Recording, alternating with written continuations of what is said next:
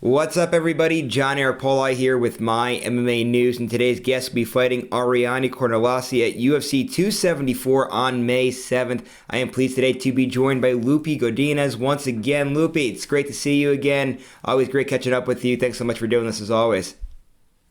Good to see you too. Thank you very much for doing this. So this is kind of like a rare thing, I feel like, talking to you this far away between fights, right? Because it seemed like last year we were doing interviews. It was like we did an interview, you had a fight, it was like boom, boom, boom. Was it three fights within a matter of like 4 weeks or something like that? Like you said, all kinds of UFC records. It's now been 5 months since your last UFC fight. That's like a long break for you. So how have these last 5 months been? I know you've been obviously working on different things, evolving as a fighter. So just what have these last 5 months been like for you? Yeah, as you say, all I've been doing is training. Just trying to improve myself, trying to be better. So they said May 7th when I step in the cage, I want to be completely different fighter.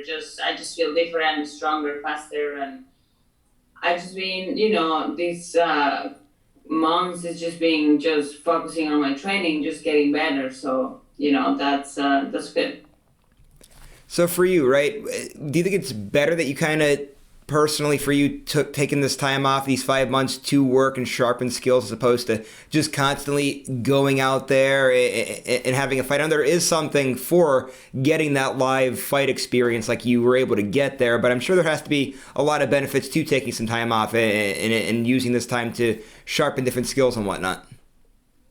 Oh yeah, like if it was up to me, I would fight every weekend. Honestly, I don't care. I love fighting so much, but it worked out this way. And I just take whatever they give me. I can work with whatever, right? I have. If I have a fight in 2 days, then I go and fight in 2 days. If not, then I just keep training until they call me or whatever.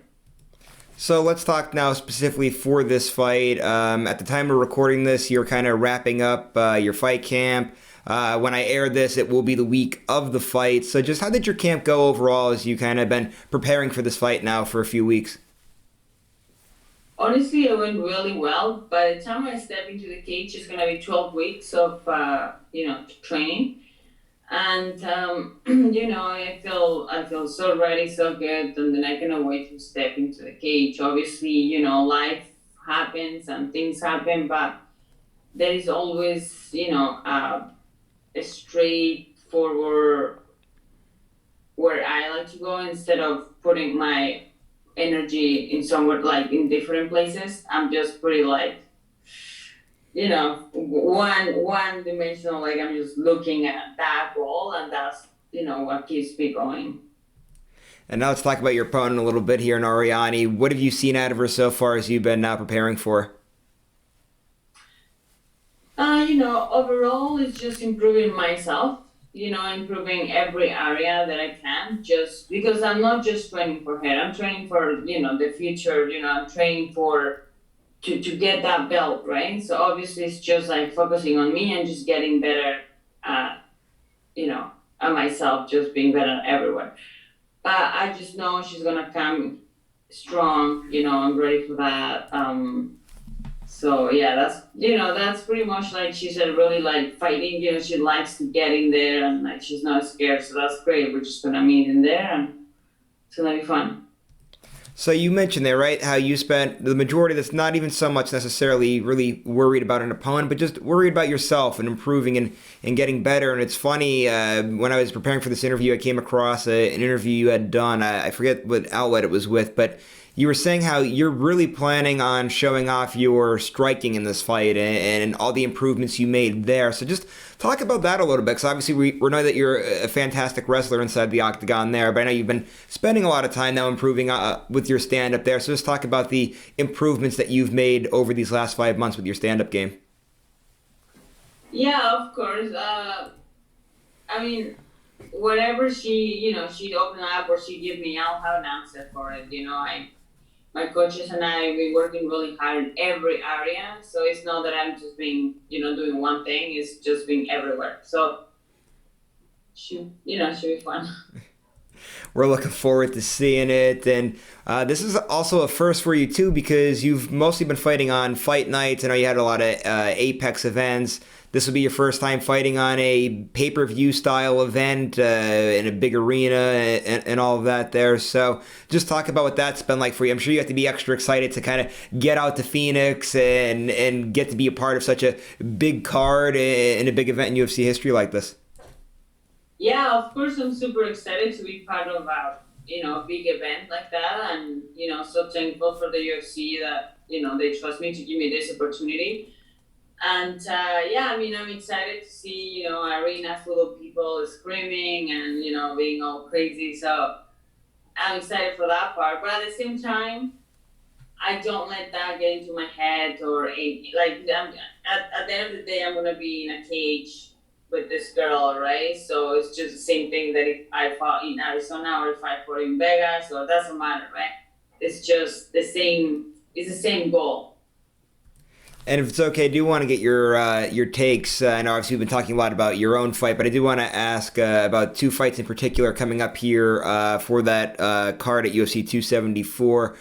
Main event, Charles Oliveira defending his belt against Justin Gaethje. Big matchup. A lot of fans are excited for it. Just want to get your thoughts on that matchup. I'm sure you have to be excited for that one too. It's just being a fan of the sport.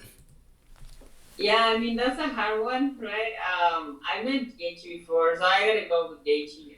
But I mean, it's gonna be a good fight. It's gonna be a good one for sure. Yeah, and I'm looking forward to that one too. I know a lot of fans have that one circled. And then the co-main event too, right? In your weight class there, Rose Namajunas, she'll be defending her title against Carla Esparza. A big rematch too, right? Obviously, Carla got a win against her. That was years ago, though, but obviously a lot different this time around here. Rose obviously going to be the betting favorite for obvious reasons there. Just want to get your thoughts on that matchup there, too, because that's another one that the fans are looking forward to as well. Yeah, that should be a good one, too. Same thing. I have trained with Rose before, and I just, yeah, she got it. She got it down. Yeah. All right, so I do want to ask you too about a couple training partners as well. I know we were talking before we came on air here. I was asking about Vanessa Demopoulos.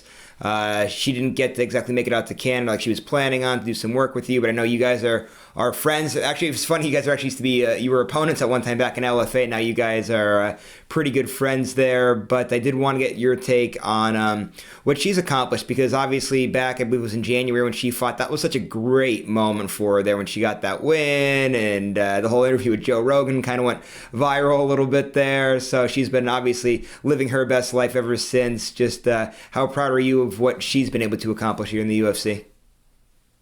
Oh, it's so great.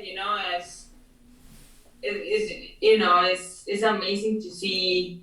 We both got to fight for the belt, and it's just interesting to see the different paths of all of us.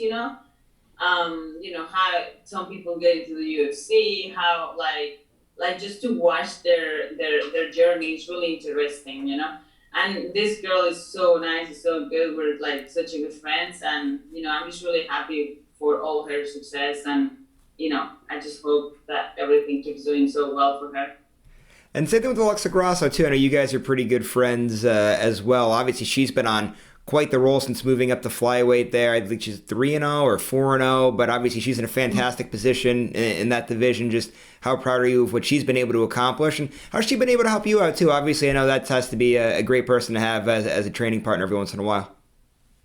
Oh yeah, she's another sweet girl that I love so much. She's such a sweetheart, but she's when we had trained, she's good. I'm excited for her, and I'm so happy, obviously, that she's doing so good.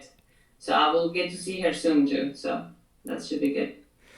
Awesome. So just to wrap things up now, right? So we talked a lot about obviously things you've been working on, this upcoming fight, and like I said when we opened this up too, it's so rare to see you kind of going 5 months without having a fight. I know you're somebody that likes to stay active. What's kind of the perfect 2022 going to look like for you since this will be your first fight here in May? I'm sure you're going to want to get a few fights in this year before it's over. Oh yeah, I would like to obviously be active and, get top 15, top 10, and eventually move up.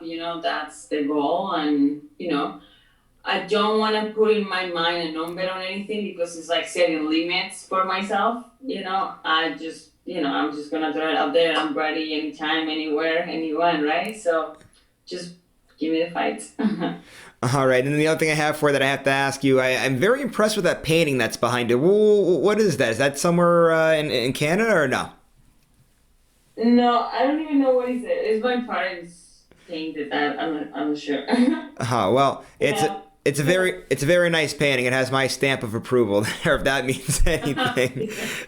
So, Loopy, I appreciate the time as always. It's great always catching up with you. Best of luck with the upcoming fight here. One last thing before you roll out, though. Social media, management, sponsors, anybody got a plug? Floor is yours. Yeah, well, thanks everyone that has been with me since day one, and everyone can find me on Loopy Godinez in Facebook and Instagram or Twitter. And thank you for having me, and keep working hard. All right, Loopy, thanks again so much for all the time. Really appreciate it. And I appreciate all you guys that were watching today's interview. If you liked it, please go to the bottom, give it a thumbs up, subscribe to this YouTube channel if you haven't done so already. And MyMMANews.com. Great content comes out there 7 days of the week. So make sure you guys are continuing to go there for all your MMA-based coverage, especially if you're a fan of a lot of regional stuff too, because we really do kill it on the regional scene. So make sure you guys are checking out all of that great content that comes out there. And as always, we'll see you later, everybody.